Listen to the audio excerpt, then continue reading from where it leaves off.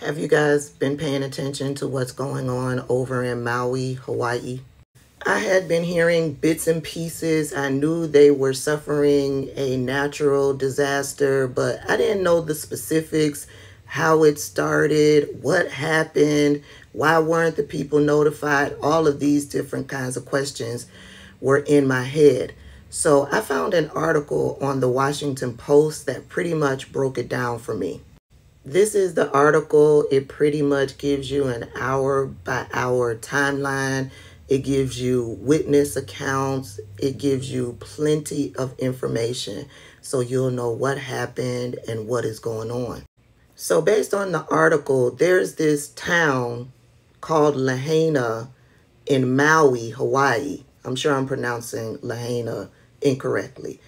But they had been dealing with huge gusts of wind because there was a hurricane called Hurricane Dora that was about 500 miles south of this town.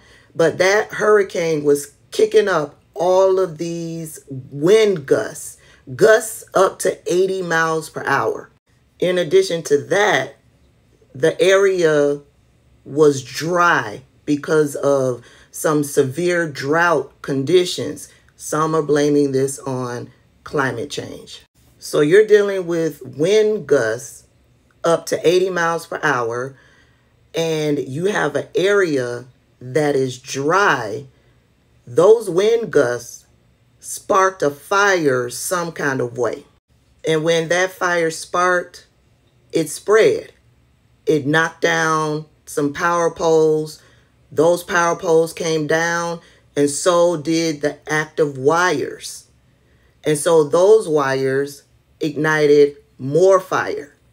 Of course, the police were called, the fire department was called, and according to authorities in the area, they worked together to try to get this fire contained. And then some police officers were saying that they went through the neighborhood on their loudspeakers telling people, warning people that they needed to evacuate. If you listen to some of the firsthand accounts from some of the people, they say no, there was no alarms. They received no type of warnings that they needed to evacuate. So the fire department worked to contain and put out this fire in this area. And once they felt that the fire was contained and no longer a threat, they packed up and moved on. A lot of people in the area did not evacuate. They knew what was happening, and they said that the fire department had contained the fire. They saw the fire department leaving, so they thought everything was a-okay. Well, that fire was not 100% contained. Somewhere, somehow, the fire reignited, and when it reignited right along with one of those wind gusts of 80 miles per hour coming through. And at that point, it was over because that fire quickly spread throughout the neighborhood. Folks were alerted to what was going on because they were smelling smoke. It's later in the day, they were smelling smoke. And they look out their window and there's fire at their neighbor's house across the street, let's just say, just giving a visual.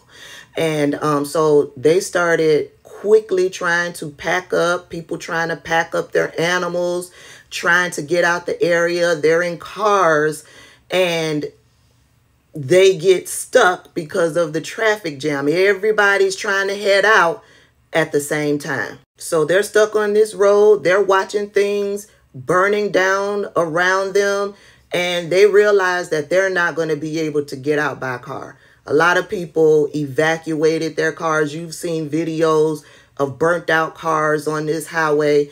They had no choice but to leave their cars behind, pack up what they could, and run to try to get out of the path of these fires. In some areas of the town, the only way to get out was to cross rocks and a wall and end up in the ocean. This is a town of 12,000 residents or so. At this point, 96 people have been confirmed dead. There's hundreds who have been severely injured. Shelters are open. As a matter of fact, I see video of Oprah at one of the shelters. She's supplying shelters with pillows and food and, blankets and things to help make these people comfortable. I'm praying for the people of Lahaina, Maui, over in Hawaii. That town has significant history for the United States. That town is significant in how the United States came to acquire Hawaii. The residents have vowed to rebuild. They have vowed to rebuild. You have the Republicans and the trolls out there on social media pretty much trying to spin a narrative that Joe Biden is doing nothing for Lahaina, Hawaii. They have gone so far as to take video from him out riding his bike in previous times, pictures of him while he was out on vacation, and trying to say this is what he's doing while people in Lahaina are suffering. Let's get into what Joe Biden and the federal government has done. So FEMA is providing 5,000 meals for those affected by the disaster in Lahaina. Of course, there's an incident response team already on the ground. Cadaver dogs were provided to help locate the dead. The Secretary of Health and Human Services has designated the area as a public health emergency so people can seek out aid, medical aid, without having to worry about a high-ass bill. The Hawaiian National Guard has provided helicopters. Joe Biden has provided Black Hawk helicopters, and those will be used to try to suppress the fires.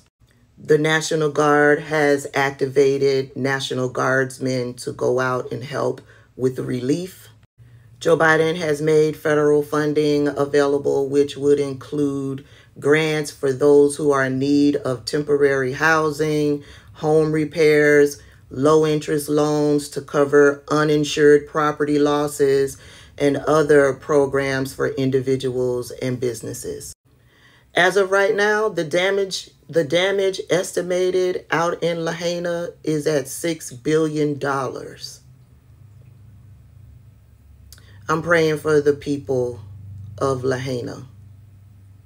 I don't know of any reputable organizations that are collecting money that's actually going to go directly to the people in need.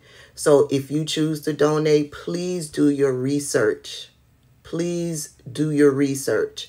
You want an organization that is going to distribute the funds that they collect directly to the people in need.